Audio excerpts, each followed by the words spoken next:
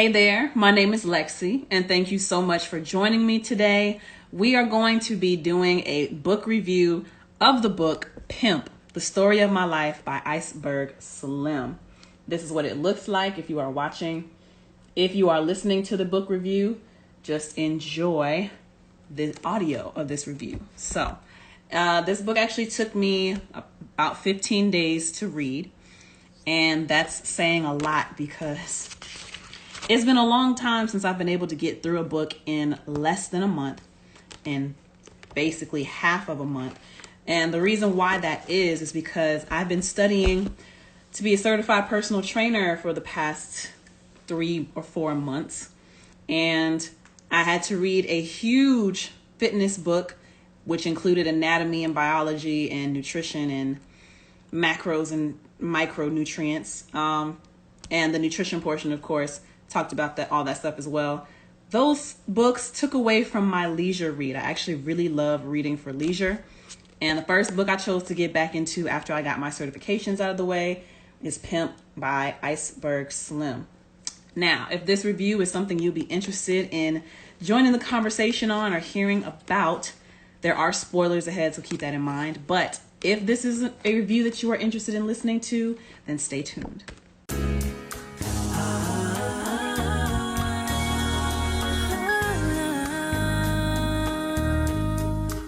I think this is only my second time doing a live book review for those who are watching live. But let's get right into it. So the author of this book is a man named Iceberg Slim. And like I said earlier, name of the book is called Pimp, The Story of My Life by Iceberg Slim. This book was actually published back in 1969.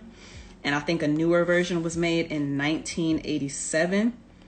Fun fact, this book was published and distributed by Cash Money Content. If y'all can see that symbol right there. And yes, it is the Cash Money that you're thinking of with Lil Wayne, Baby, Nicki, Drake, all of that. Although the division probably did not last through the Young Money, Cash Money era, but I thought that was really dope. They actually have a bunch of like urban novels under Cash Money Content. I tried to tag them, tag Cash Money Content on Instagram to, let them know that someone is reading a publication that they stood behind. But I don't think their page has been active for a very long time. Anyway. So I've actually been hearing about this book for years before finally deciding to get it for myself or to read it for myself. The first time I heard about this book is I was working at the studio at Rich Productions, and back then this guy named Namdi would come in. I haven't talked to Namdi in a long time. I gotta check on him. But Namdi would come in, and he was reading this book one day while he was working, and I asked him, hey, what is it? He told me this book named Pimp, because I could see the name of it, and I thought that was interesting alone. This book named Pimp, when you get the chance, you should really check it out. I did ask him, when you're done reading, can I have your copy? Can I borrow your copy? But anyway, so that's the first time I heard about it, and that was like four or 5 years ago, honestly. And then the next time I heard about it, I think Dave Chappelle made a reference to it in one of his stand-ups, and he likened it to how corporate treats people oftentimes, or how he was being treated by the people above him when it came to the Chappelle show. So keeping that in mind, I had been wanting to read this book. I told myself if I ever remember to read it, then I will read it. And then I was at a friend's house one day and I saw that they had it brand spanking new. They had never cracked it open, no creases in the pages, nothing. And I asked them if I could have it. They said yes. That's how this came into my possession. So let's get into the review of the book. I'm so nervous. I haven't done one in so long. And I don't want it to be a long review. It's just something really quick. Well, let me see. So this book is 298 pages long. And it actually includes a glossary because there's a lot of slang included in this book. And I actually did not find out that it had a glossary until about 3/4 of the way through the book. But they have words like apple, which means New York City. Bang is an injection of narcotics. Beef, a criminal complaint. There's a bit, which is a prison term. There's bite, which is a price. Bukus means plenty. Booster is a shoplifter. A bottom woman is a pimp's main woman, his foundation. Boy is heroin. Girl is cocaine. H is heroin. A hog means they talk about a Cadillac. A jib is a mouth. Let's see. A lip is a lawyer. Mop is hair. Shake, to shake somebody, means to extort someone. A slat usually refers to money or length of a prison term. So slat could be money or a prison term. A spade is a Negro. A spick is a Mexican. A stable is a group of whores belonging to one pimp. Stash is a hiding place. Threads mean clothes. And then yellow is a yellow capsule containing barbiturate powder, which is a kind of drug. And yeah, so it would have been really helpful had I known. I didn't think to look all the way in the back of the book for some of the terms. But there is a glossary to the back of this book. So just in case you come across some wording that you're not quite familiar with, some street talk, then the glossary is there for you. Now, this is set in like the early 1900s. What is Slim's real name, as a matter of fact? And I didn't even really take time to get together like the rundown of the story. But basically, yeah, so this takes place, the main character, Iceberg Slim, I don't think his real name is ever really revealed because his mom always calls him baby or son or something like that, you know. So he started out from humble beginnings. About early 1900s is when he was born, probably. Started out from humble beginnings. Him and his mom lived in the country. She was a hairdresser. His original dad was like not nice. Like his original dad was maybe a pimp or some kind of con man or something. And the mom eventually got away from him, went legit, married a nice guy named Henry. Henry served as a father figure to our main character, Iceberg Slim. And the mom was, unfortunately, the mom was not in love with Henry. Like, she appreciated him, but I think she was young and she wanted like more excitement. She ended up treating Henry so badly. Henry moved them closer to the city. Henry gave her what she needed to open up a beauty salon, and a lot of whores would come to her beauty salon to get their hair done. And so she met this guy who was no good for her, but was probably really exciting for her, and ended up moving herself and her son from up under Henry and moved into the city. And for some reason, I want to say it was from seeing all those girls coming into the beauty salon of his mom's. Seeing all those girls made our main character want to become a pimp. He doesn't really give a great answer as to why he wants to be a pimp, except for the clothes look nice. They got a lot of women. They seem to have a lot of money. They seem to be living a good life. And he wanted to be a part of the fast track when it came to pimping. So we're just going to keep that in mind. But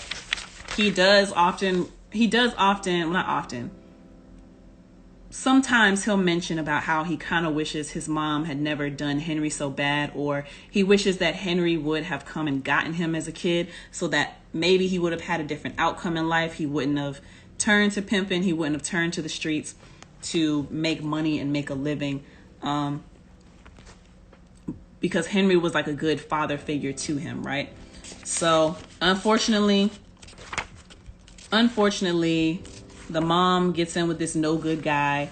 The guy moves him and her son to the city, and the guy ends up being horrible to the mom.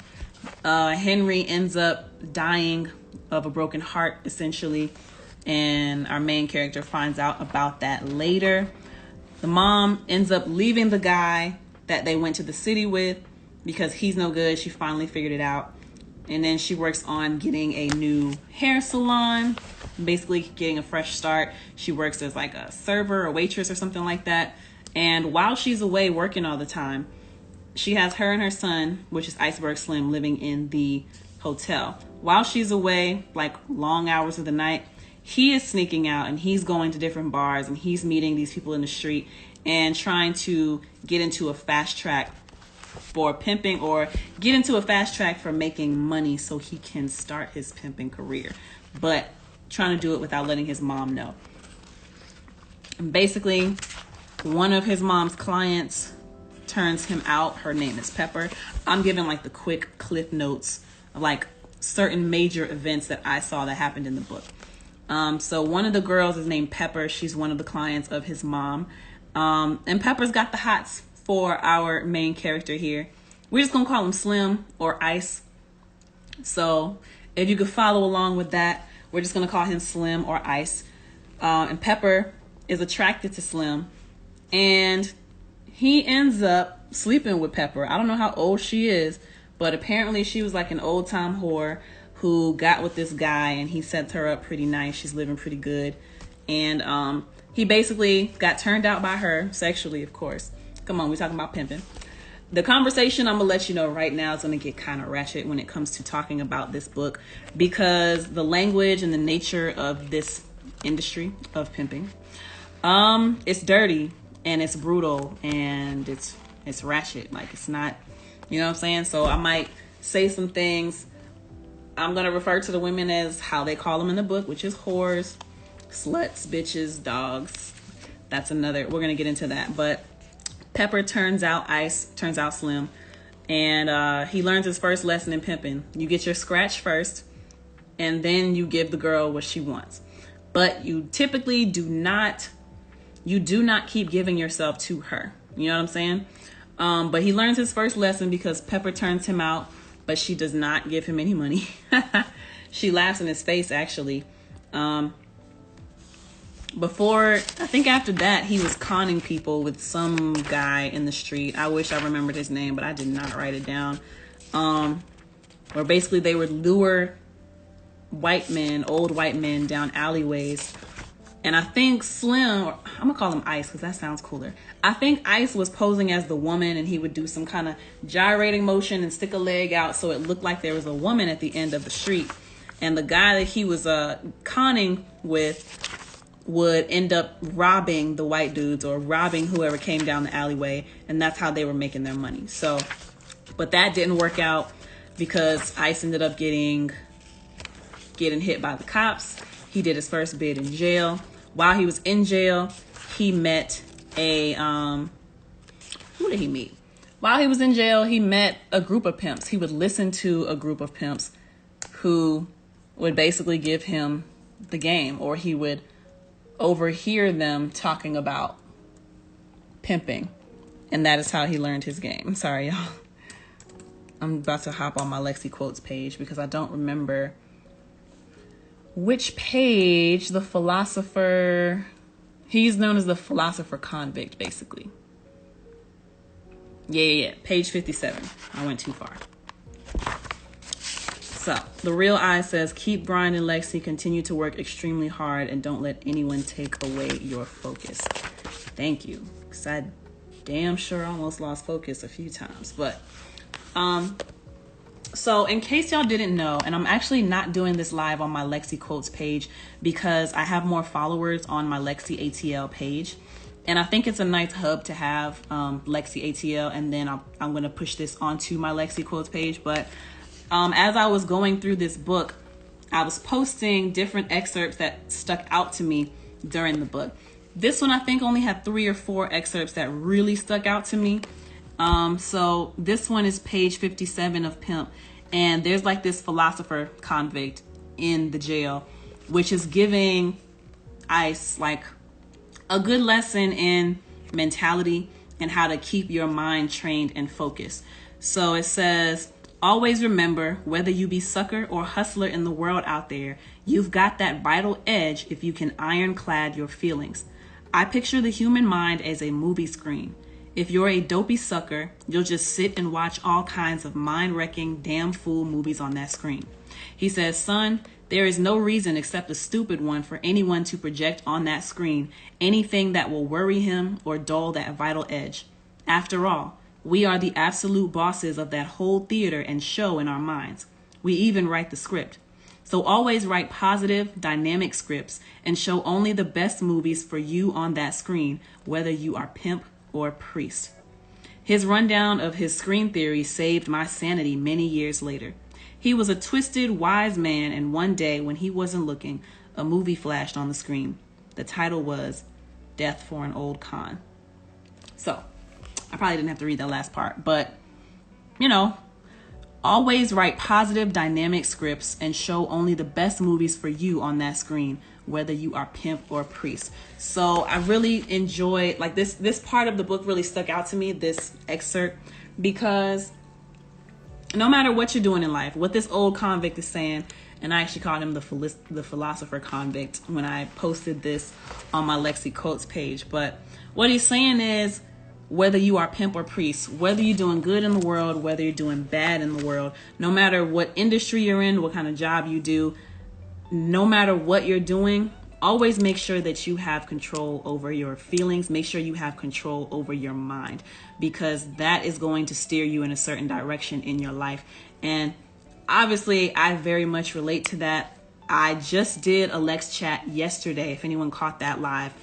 And one of the what we were talking about on that Lex chat was School for Rappers, the not so obvious traits that artists should worry about developing.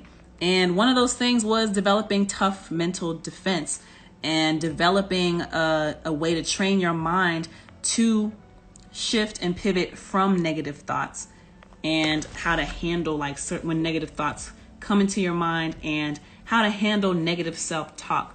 So basically what this old convict, what this philosopher convict is saying is, you have control over the movies that you play in your mind.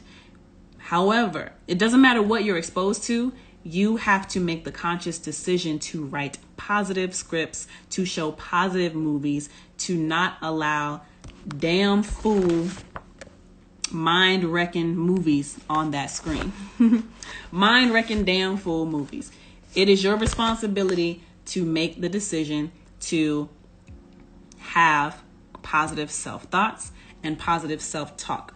And that's going to ring true for anything that you do in life. You want to give things a positive energy, because if you don't, you will sabotage yourself, you will sabotage the things around you, and you will attract negativity if you don't practice this. So that's a word that I feel like we can all relate to from this philosopher convict.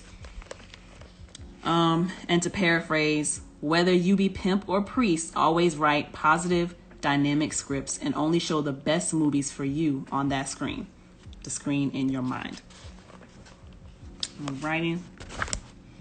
So I want to get into a little bit about, because I think I gave a pretty good rundown, right? So Ice ends up moving to the city after he gets out of jail. He doesn't like living in the small town where his mom has her hair salon. So he convinces her that he'll be all right going off to the city. He's going to go get a job or something like that. And of course, mom is like, you can stay with me as long as you need to get yourself together. He's like, no, I got to do this on my own. So he leaves and goes to the city. I believe it's Chicago that he moves to. At this point, it's probably like 1930s. That he's in Chicago. Very young guy, like not even barely 18, I think. It's not really too clear how old these people are, but the book ends with where he's like 44 years old and he finally settled down and had a few kids. So he was pimping from like before age 20 until age 30 something, 40 something, which is a really long time in the pimp world, according to this book. I imagine it's kind of like sports or being in entertainment. Once you hit a certain threshold, you're just considered old and you should probably consider stopping. Apparently that's how it is in the industry of pimping. But yeah, so he gets to Chicago. He's trying to apply everything that he's overheard the old pimps in the prison talking about, and he makes the decision to go on the fast track to pimping. And so he decides, Let me go to Chicago. Oh no, he actually gets a girl in the town that his mama lives in, and he moves him and himself to Chicago and pimps her out to work the fast track. And that's how he's making his money. But he had her for the longest by herself until she started acting up. And there's this pimp in here named Sweet Jones who gives him advice on how to keep these bitches in check. All right. Matter of fact, let me read an excerpt that I found to be very interesting when I was reading this. And let me see, what page was that I was reading from? Page 179. So we're going to go to page 179. This is advice from Sweet, a pimp named Sweet Jones. And he's like the most notorious pimp in Chicago, right? He's given Ice a lot of advice because he sees Ice kind of like his son, even though you will learn in this book that you cannot trust anybody. Pimping is not a game where you really have friends. Sounds a lot like the music industry, actually, the way that people describe the music industry. So this is what Sweet Jones, and this is going to be kind of a lot. I only read a 1-minute excerpt on my LexC quotes page, but this is what Sweet Jones is telling Ice, because his one and only whore that he has, she's starting to get lazy. She's starting to give excuses as to why she can't get on and work. So he says, now that young bitch you got is gone lazy. She's stuffing on you. That bitch ain't slick. I ain't never seen a bitch under 20 that could get sick. Your whore is bullshitting. A whore's scratch ain't never longer than a pimp's cold game. You gotta have strict rules for a whore. She's gotta respect you to hump her heart out in the street. One whore ain't got but one pussy and one jib. You gotta get what there is in her fast as you can. You gotta get 16 hours a day out of her. There ain't no guarantee you're going to keep any bitch for long. The name of the pimp game is cop and blow. Now this young bitch you get is shitty, all right. She knows you ain't got no other whore. I want you to go back to that hotel, make that bitch get out of that bed and get in the street. Put your foot in her ass hard. If that don't work, take a wire coat hanger and twist it into a whip. Ain't no bitch, freak or not, can stand up to that hanger. Maybe your foot and fist can't move that young whore anymore. She's a freak to them. Believe me, Greenie, that coat hanger will blow her or straighten her out. It's better to have no whore than a piece of whore. Get some cotton and make her pack herself. The show can't stop when a whore bleeds. I'm going to lay some pills on you. Give her a couple when you get her out of that bed. Don't give her any more reefer. It makes some whores lazy.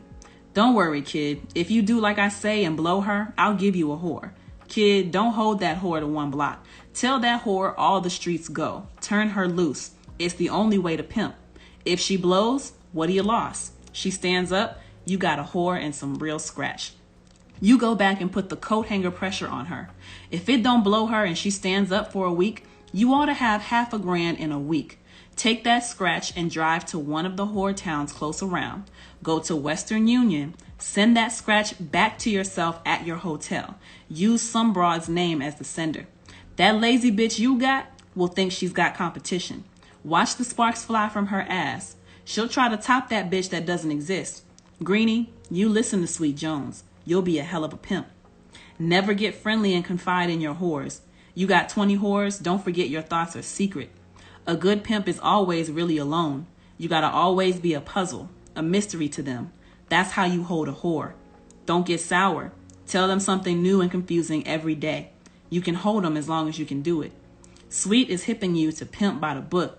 I'm the greatest nigga pimp in the world. Now, Greenie, is your skull going to hold everything I told you? I said 30 years from now, I'll still remember every word. Sweet, you won't be sorry you helped me. I'm going to pimp my black ass off. I'll make you proud of me. I'll call you later and hip you to what the runt did under hanger pressure. Oh yeah, don't forget to give me those pills. So that part, I feel like explains the pimp game perfectly. And that's basically at the halfway point of this book. So what are my thoughts when I read an excerpt like that? And I want to say that the way the book is written, it's written in a way that's very simple, so it's easy and quick to read.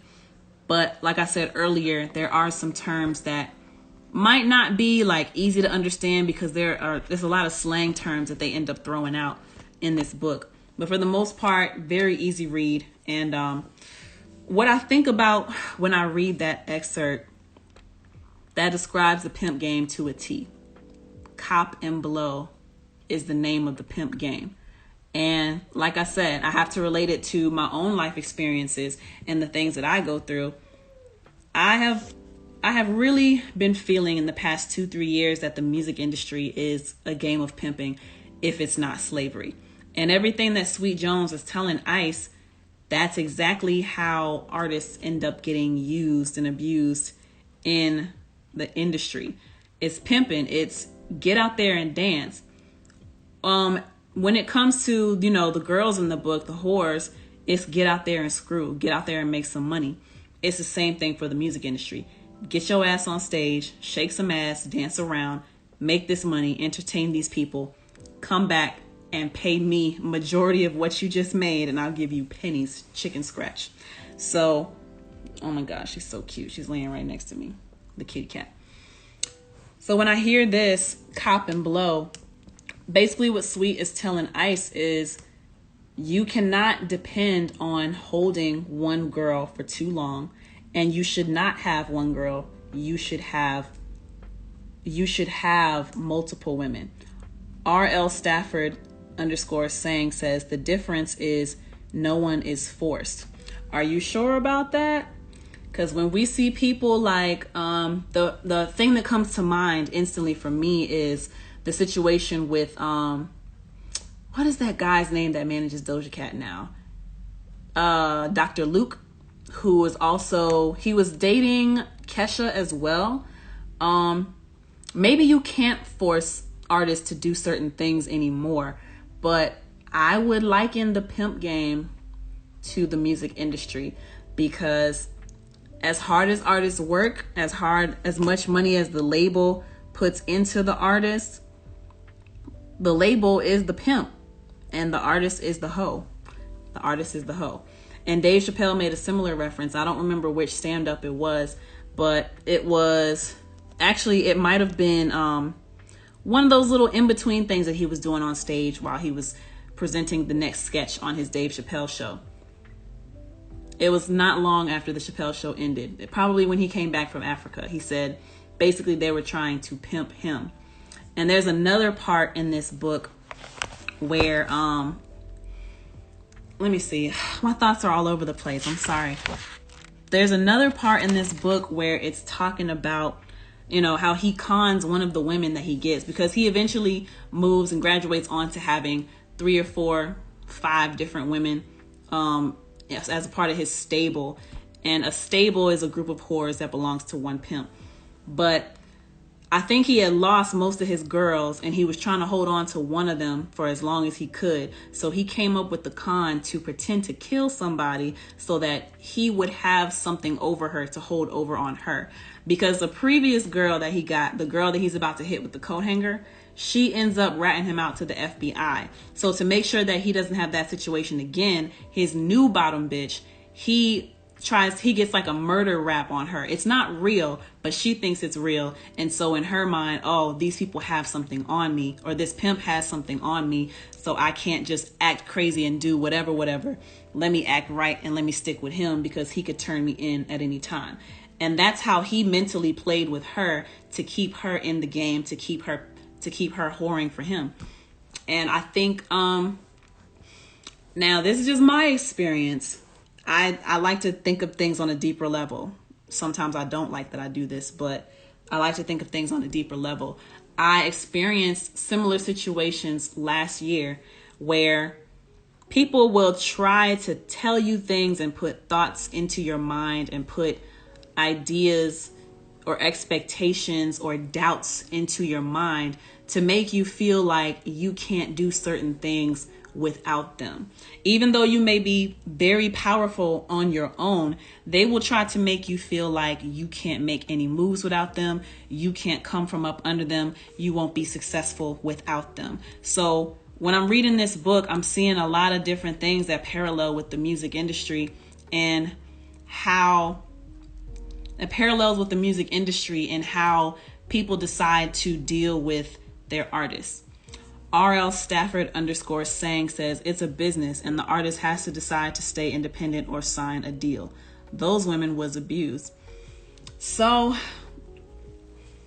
I agree. The women in the book were very much abused. And unfortunately, the book doesn't get into the psychology of why it was so easy to get these women to agree to do these things. Why was it so easy for this pimp to come in and you go out and sell your body for him and you're coming back and giving him all of your money? I wish that it got more into that aspect of the book, but it doesn't talk about the qualities of those women or the psychology of those women, which actually really disappoints me about the book. But it's not about the women, it is about the pimp, Iceberg Slim. He said it's a business and the artist has to decide to stay independent or sign a deal. Pimping is also a business. I mean, actually, is your son Lil Nas X?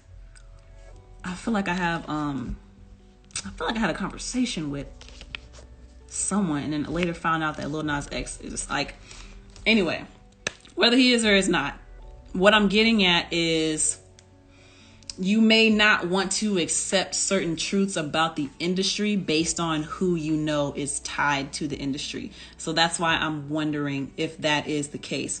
But then again, that's because Lil Nas X is a man. I am a woman, and I'm telling you that the industry, the music industry, is similar to the pimping game. These labels, when you sign with them, like, there's a hefty price to pay when it comes to doing this music thing. A price that I'm not completely understanding, but a price that I think about often. We talked about it yesterday on the live version of LexChat, School for Rappers, the not so obvious traits that artists should develop. And what I was saying was, you lose a sense of peace, you lose privacy, you lose, I guess that wraps up into peace as well, because you're constantly open to criticism and people are constantly throwing their comments and concerns and questions at you. People are constantly doubting you. You have to develop that strong mental fortitude, right?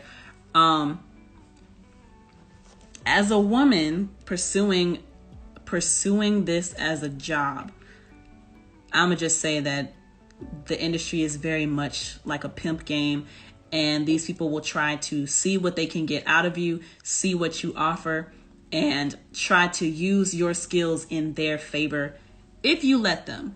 Now, the part that is scary is, like I said, they'll try to make you feel like you can't do things without them. They will keep you confused. What did Sweet say in that excerpt that I just read? Let's go back to page 179. What did Sweet Jones just say in that excerpt that I read? Tell them something new and confusing every day. You can hold them as long as you can do it. And that's exactly what a lot of these guys in the industry will do. It happened to me a couple weeks ago. As a matter of fact, somebody was gaslighting me for something that I was gaslighting me, basically accusing me of wanting something that I did not want, or doing something that I was not doing, or dismissing something that was of valid concern to me, and basically making it seem like, you're crazy. But yeah, it's, as a woman pursuing music, I will tell you the music industry is like pimping. And that's why I'm so glad that I read this book, because I need an understanding of how these things go. And especially, it even gives me psychological insight to how some men think. A lot of men don't like women. Y'all might sleep with women, but y'all do not like women. You do not treat us well. You do not treat us like human beings. You do not treat us as if we have feelings and, concerns, things like that. So it's very frustrating, but I'm really glad I read this book, because it's given me insight into why people do some of the things they do, why they why they make lies and cover things up. And it's I relate it to the music industry. That's what I'm getting at. RL Stafford _saying says, I understand what you're saying, but it's a give and take. In the streaming age of music, artists are blowing up with a deal. They are getting a better deal because they go into the game with someone. Wait, artists are blowing up without a deal. Okay, let me reread that. I understand what you're saying, but it's a give and take. In the streaming age of music, artists are blowing up without a deal. They are getting a better deal because they go into the game with someone. They go into the game with someone or like with accolades. Is that what you mean? So let's see. To get back into what I was saying, like the treatment of women in this book is deplorable. It's ghetto. It's ratchet. But again, like I said, they don't get into the psychology of why the women allow themselves to get into these situations. They don't get into the psychology of why the women attach themselves to a pimp, which is it's really interesting to me. And the way that women are talked about compared to the men in this book, like I didn't pull out any specific excerpts, but I feel like I'm stuttering so much. I didn't pull out any specific excerpts, but when you're reading this book, you'll notice how a woman, she may initially be called by her name just so we can get some kind of reference of who Ice is talking about. Like we might find out that some of his whores' names are Chris, Rachel, Phyllis. Pepper was never one of his whores, but she's one of the women who turned him out. But once you initially learn their name, most of the times the women don't refer to themselves as their own names. And most of the times you'll read that they're called a freak, a bitch, a whore, a dog, a runt, little freak puppy. Like, and they're really described as just tools. Like there's one part in the book where there's one part in the book where the pimp, Sweet Jones, he's having like a fight party at his house, and him and another pimp are talking, and he's like, I got a girl right now that can make you bust in under 5 minutes. And the dude was like, no, I bet she can't, because I got my thing is trained. She can't do that. So he basically says, bitch, come here, ride him. This is how much I'm a bet on it. And she did it in the middle of, like, they were in the middle of the living room, and that's just part of their life. That's just how things are for them, apparently. But yeah, it's just like women are just a tool. They're not referred to as who they are. They're referred to as what they're good at, what they can do, how much money they can bring back to the pimp. On the reverse side, or in comparison, men in the book are referred to as pimp, daddy, beautiful, silky. I think there's a few excerpts that are like, this silky son of a bitch, or this pretty son of a bitch, or his threads are nice. And just the way that men are talked about in this book is a lot different from how the women are talked about. It's a much more positive connotation, a much more positive energy directed towards the men. And then the women get like the shit end of the stick, where they are called out of their name. They're never referred to as anything above a freak puppy, a bitch, a whore, a runt. You know what I'm saying? And they're not treated very well. And a lot of times the pimps keep them high on drugs. Like, there's multiple references to heroin and cocaine and weed, and some kind of pills that I think they take as well. There was a portion in the book where the pimp is trying to get a new girl. Her name is Chris, but she's like married to some guy, but they live in the same building, like across the hallway from each other. He ends up succeeding in getting her, and come to find out, she's only like 19. She's only like 18 or 19 in the book. I want to say she was a white girl. I don't remember exactly, but he gets her, and it's describing this scene where she has her thighs exposed to him, and he's like trying to stick her with a needle to get her high. I'm just like, whoa, is that part of the way that y'all get these women? So it's just really crazy. And there are multiple ways to get pimped. Just like in the industry, there are multiple ways to sell your soul.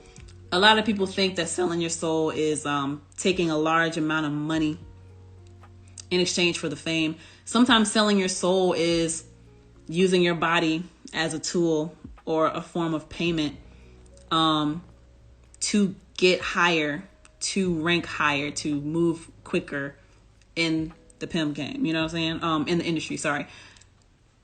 So there's more than one way to sell your soul. It doesn't always translate to money specifically, right? And like I said, the women in here, they were stolen, they were beaten, they were drugged, they had their money taken from them, their psychology was abused.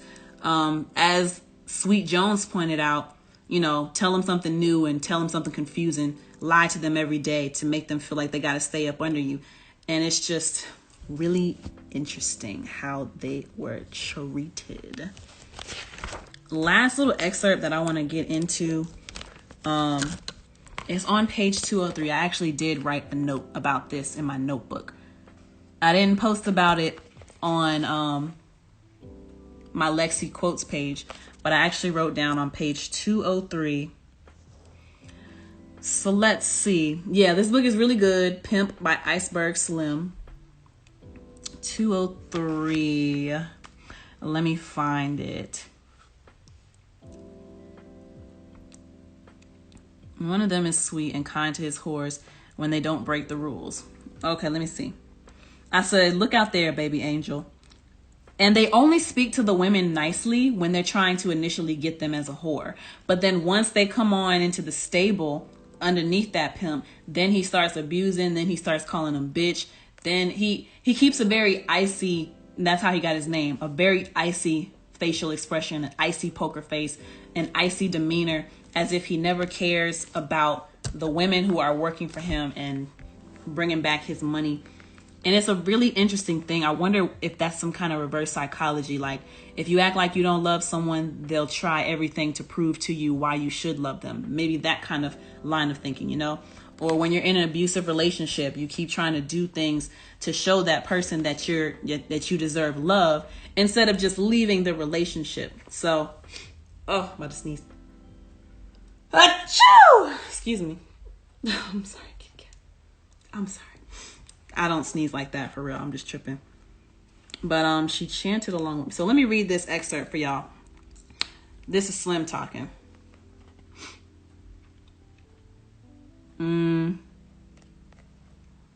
Joanne, I gotta congratulate you. You're not only lucky, you're smart.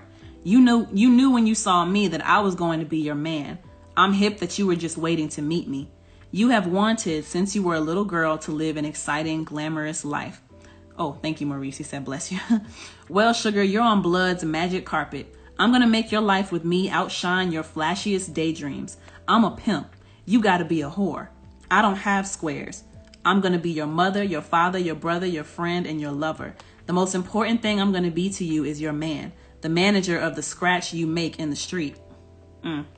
Now, sweet bitch, have you followed me so far? Sweet bitch. Like, is that sexy? Y'all know how I feel about dating in Atlanta and these niggas out here who think they doing something for somebody. Anyway, let's continue. She whispered, yes, blood, I understand. I reached down and took her hand. I took her to the window overlooking the city. I held her against me. I said, look out there, baby angel. Out there is where you work. Those streets are yours because you're my woman. I've got 5 G's in fall money. If you get busted for anything, even murder, I can free you. Baby bitch, this family is like a small army. We got rules and regulations we never break. I am really 2 studs. One of them is sweet and kind to his whores when they don't break the rules. The other one comes out insane and dangerous when the rules are broken. Little baby, I'm sure you'll never meet him.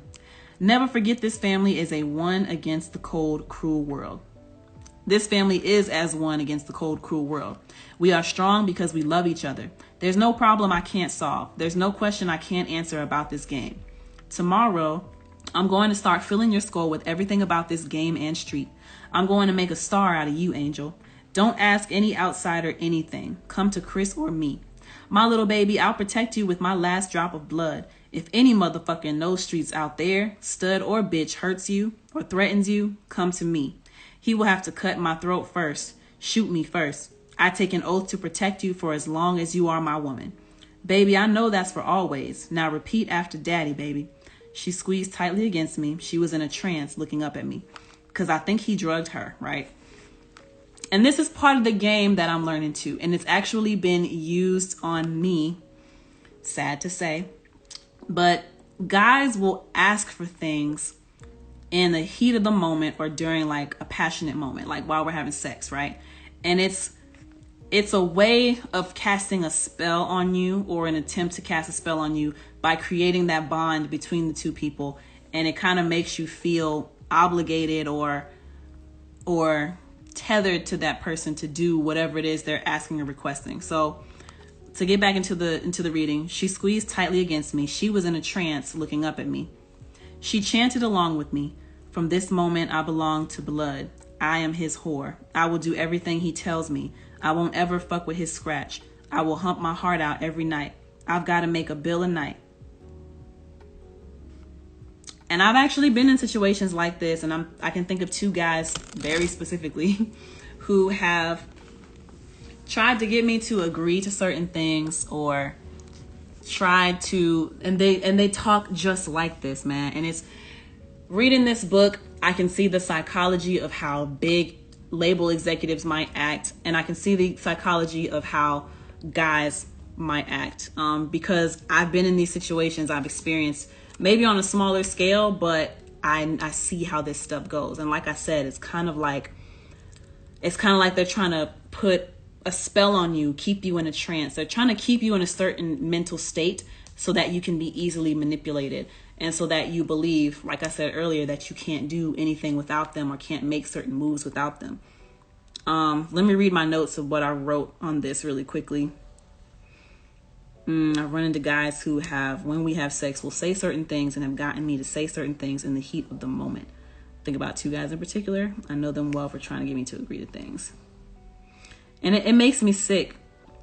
It makes me sick because these guys, they really believe, and I guess if you're dealing with a certain type of woman, it's going to seem easy to get over on her. All you got to do is throw some words at her, make her feel like she's special in the moment.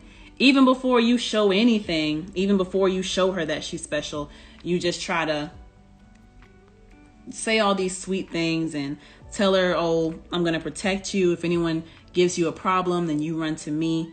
And then they try to like seal the deal or seal the spell by sleeping with you and creating that physical bond, that soul tie. I need to do more research on that, because that shit is real. And it's like some guys have figured out how to use that, but women, because we're taught to stay pure, we're not taught the games that guys play when it comes to using sex as a way to get what they want.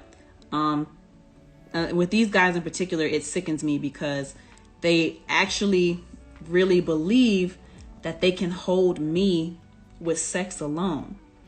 Now, I still have some growing up to do. I'll be very honest. I'm gonna be nothing but real with y'all. It's hard for me to say some of these things, and reveal certain things, certain flaws about myself, but I have to be real, because how else are you gonna connect with me as a person or connect with me as an artist if I don't keep it real with y'all, right? Unfortunately, and this is something I'm still working on, because I work in music and words are my thing, because I write songs, and I used to write poetry and I used to write stories, and I keep notebooks, so I love writing like pages and pages of words, right? Words are very impressive to me. Words are very important to me. And unfortunately, a lot of guys have successfully fingered me as the kind of person who is easily swayed by words. Now, luckily, I have been growing. Words do not move me as much, but unfortunately, they do still get to me, especially when it's somebody that I really like and I want things to work out with this person, and I want to be something to this person, and I want this person to be something to me. Words, I'm still learning that I cannot be swayed by the words, and I have to watch out for the actions. And I cannot be swayed by the potential of what something could be. That's where we as women get ourselves into a lot of trouble. We listen to the words and we see the potential because we can help make it happen. But we need to be operating in the reality of things, not the potential of things, not what has been said. We need to operate in what is actually going to be done. So I made a lot of mistakes in believing guys who would tell me certain things. And especially they would be trying to tell me certain things in the heat of the moment. And, you know, at first I'm going along with it. But luckily in my growth, it takes me less time to realize that they're bullshitting me. I still get bullshitted, but it takes me less time to realize that they're bullshitting me. And it turns into me more so wanting to have fun versus always believing right away and up front that this person feels this way about me. So I'm proud of myself for that growth, but I still fall victim to it at my big age. And it's really sad. So I'm grateful for it because certain things that I've read in this book, it correlates a lot to how men try to treat me and how I've seen men try to treat other women. And it's putting me on game. Unfortunately, the men in my family do not talk to me. And I've had this conversation before. Unfortunately, the men in my family don't talk to me about, you know, how to vet a man, how to, like, certain questions I should be asking, or what even a man's real intentions are. I don't know if they're afraid to be real with me on that, or they just don't feel the need to educate their female family member on how guys operate, how to tell when a man is serious about wanting a relationship with you or wanting a marriage with you, aligning with your goals. And that's a whole nother conversation, because are these men good men? In my eyes, they are, but I don't know everything about the men in my family. There's some shitty parts about the men in my family, I'm sure. But you would think they would teach me the game so I wouldn't deal with that kind of BS. You know what I'm saying? So same thing with this book. It opened my eyes. It opens my eyes to a lot of things that I need to be more weary of when I deal with people and not be so gullible. Thankfully, I've never been the type who just falls in line completely with what a man says just because I think he looks good and he got good sex. That's the common theme with the kind of women that he's picking up. He's a good looking guy from what I gather from reading this book. And he uses that to his advantage to be attractive to these women. He uses his attractiveness to get their attention. And then, because remember Pepper, the girl who turned him out, he's got good sex game. So he gets them into a trance with the sex, gets them hooked on him, gets them to do whatever he needs them to do, they'll do it for him. And then he'll hold out on giving that sex. He'll hold out on giving that love and affection. He'll hold out on all those sweet words that he used to say, all those nice things he used to say. And I've dealt with that. Some parts make me really angry in this book. Some parts make me want to cry because I'm realizing that I've come into contact with guys who act the way this pimp is acting in this book. They give you certain things up front and then they switch on you as soon as they got you. And it's crazy. But to stick to the book review, I was not trying to make it this long. I've done shorter book reviews. I think the longest book review other than this and the PTO by London Lexer is when I read Alicia Keys more myself. But yeah, hopefully y'all don't mind being in on the conversation. The other points that I wanted to get out, and please ask me any questions about the book or any questions about any themes that I brought up in relation to the book. Ask any questions. Please feel free for those of you who are tuned in live. But a couple of other things that I want to point out about this is it's interesting to read about how a pimp operates, which is, you know, everything that I just described. These guys are really intelligent and they are really good at understanding someone's psychological state. They're good at mentally manipulating and physically manipulating, but they're good at playing mind games and getting what they want out of these women and having to be smarter than these women to get them to hand over the money that they worked hard for. Like the first whore that Ice got in this book, I don't remember her real name. Her daughter's name, she has a little girl named Gay, though. Come to find out, she has a little girl who's like at home with her mom while she's out being a hoe in the streets. The ratchet child. But what was I gonna say? Dang, what was I gonna say? He what did he do? He got this girl. She had her own apartment, and she was working for herself, being a whore or whatever. She had her own apartment, she had her own car, and she was doing it then, right? She was doing well for herself. She let this nigga come into her life and convince her to get out of her apartment, convinced her to switch over the name on the title to him, and then became his whore. Like I said, I don't understand the psychology of these women because they don't really get into that in this book. Very saddened by that. So we got this book named Pimp, right? I need them to come out with a book called Whore or Streetwalker or something, because I want to understand what is the mindset of a woman who works the streets, who allows a pimp to come in and take her money. I really want to understand. But these pimps are very intelligent. At least they're smarter than the women. And if we go back to that one excerpt, what was that, page 179, where Sweet is telling him how to get that bitch up and work, basically, how to not have a lazy hoe. Maurice Beats says it's the same mentality you have to have in business. Yeah, you got to be smarter than your employees. And this part, especially when Sweet Jones was giving Ice advice, that lazy bitch you got will think she's got competition. Because remember, he told him, make her work super hard and then take all that money that you made and wire it to yourself and make like it's being sent from another woman, so she'll think she's got competition. And when she thinks she's got competition, that's when she'll start to show that she's a star player, that she can work hard. She can make more money than this imaginary bitch that doesn't exist. And that's what happens to us in business. That's what happens in the music industry. We are manipulated. That's what happens to women in life. We are manipulated to think that there's always someone coming to get our spot. Like there's no security in anything that we do. And the man who says that he loves us, there's always someone who, what we won't do, some other bitch is going to come around and do those things for him. That's very much the mentality that's pushed. And it's really sad. It's really sad.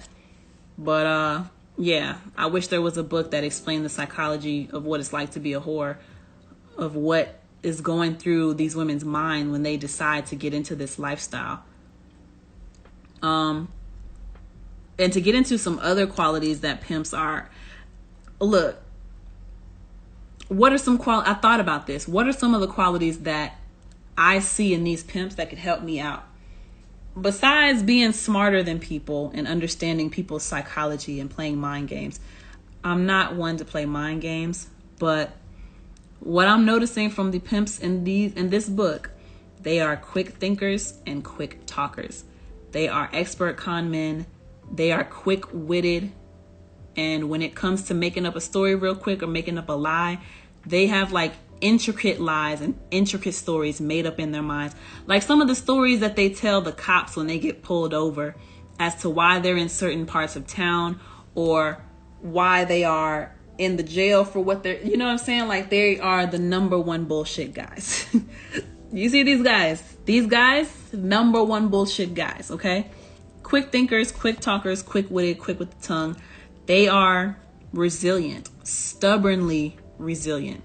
And that's very evident with our main character, Iceberg Slim. He goes to jail 3-4 times, loses all of his women, gets them back, loses the good living, loses the good life, gets it all back. But it's very lonely for him in certain parts because there's a period of time where one of the girls got upset with him and left because I think he beat her ass so bad, and she left and took another girl with her. But she ratted him out to the FBI. So there was a time where he had to lay low for like, I think he said a whole year straight. He wasn't going anywhere. He stayed inside, stayed in the hotel the entire time. He lived in this crappy hotel while he had his women living in some other apartment complex around the way. And I thought to myself, that must be very lonely. Or I bet, like, why would anyone want to live in that way? It doesn't sound like luxurious. You can't move. Like, that's not freedom. You're slave to the threat of going to jail, basically. But he stayed resilient. No matter how many times he lost his women or his money, he always found a way to get it back.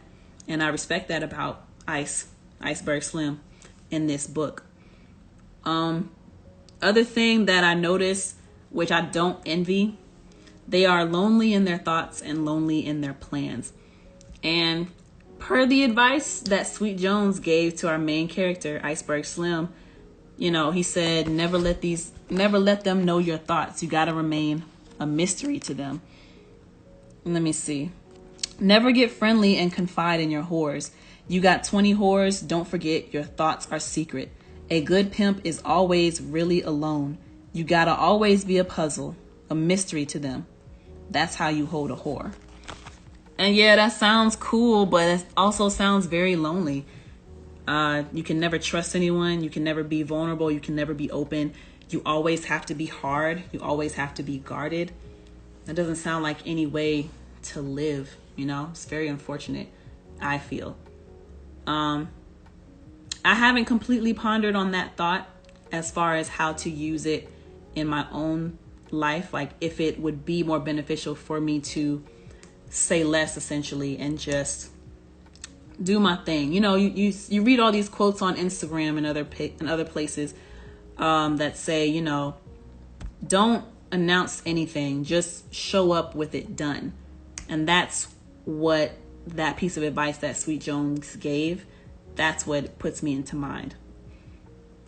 And then the last quality that I kind of recognized about these pimps is,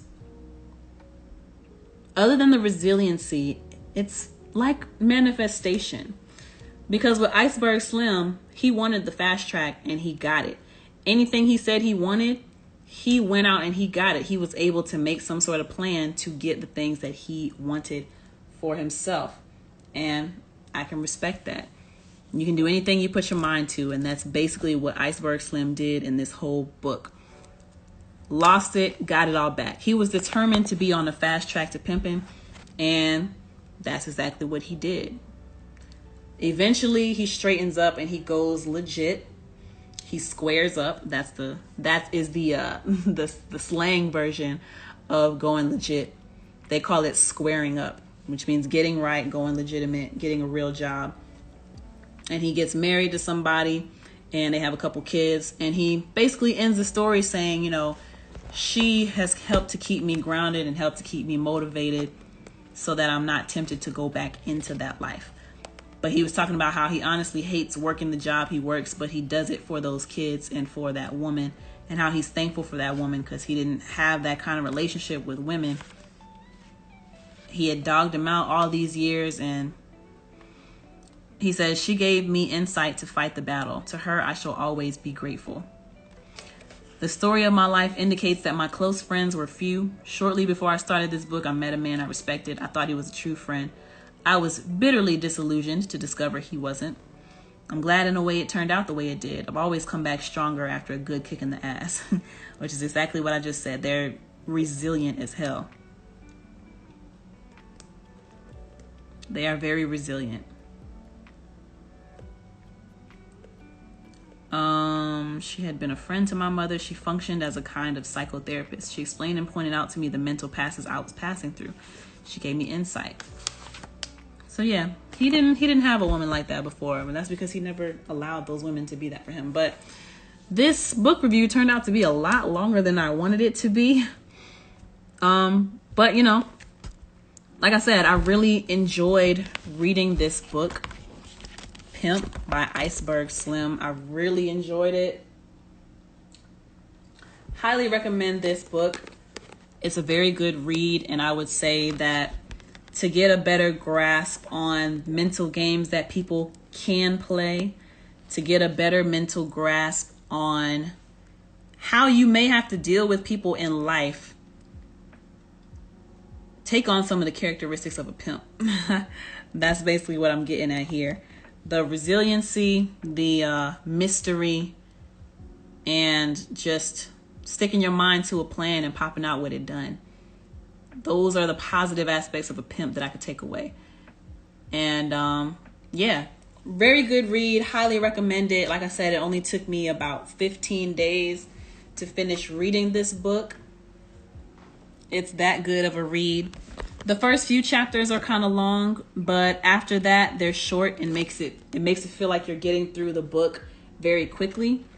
Very easy read. Highly recommended. So yeah, if you enjoyed this chat today, this is not a Lex chat, but if you enjoyed this book review, please consider being a patron of mine by going to patreon.com/LexCATL. And for as little as $5 a month, we can have more in-depth conversations.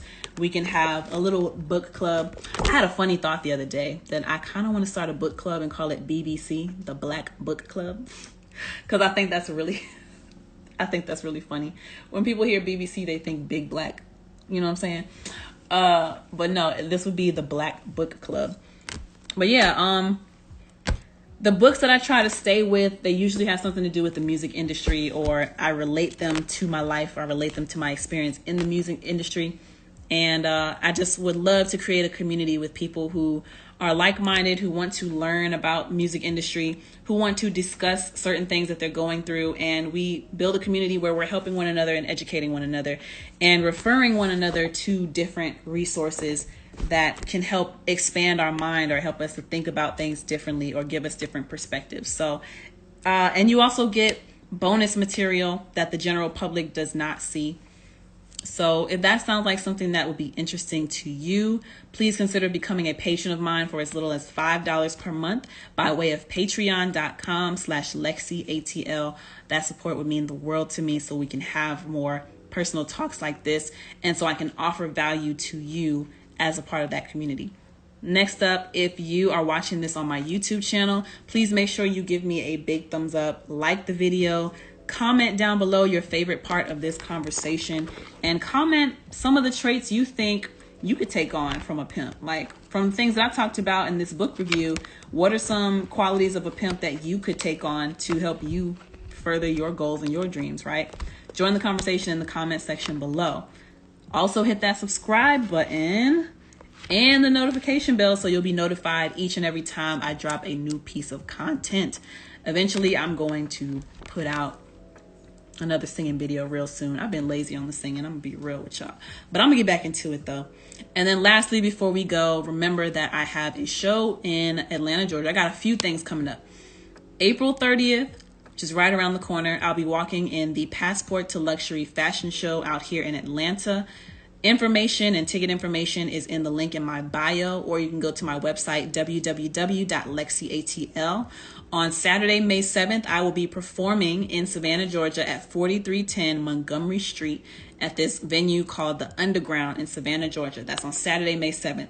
And then May 19th, that's a Thursday, May 19th in Atlanta, Georgia, I will be performing at Believe Music Hall. All the information for the locations of these events and how you can get tickets or how the door situation is going to be, you can check that out at the link in my bio, or you can go to my website, www.LexCATL, to get more information on these events. And come out, pop out, come meet me. You know what I'm saying? Come in hot. Let's get cute. Let's get dressed up. Let's look good together. But thank you all so much for tuning in to get into a book review and discussion of the book Pimp by Iceberg Slim. Highly recommend that you get this book. I'm not sure what my next book will be.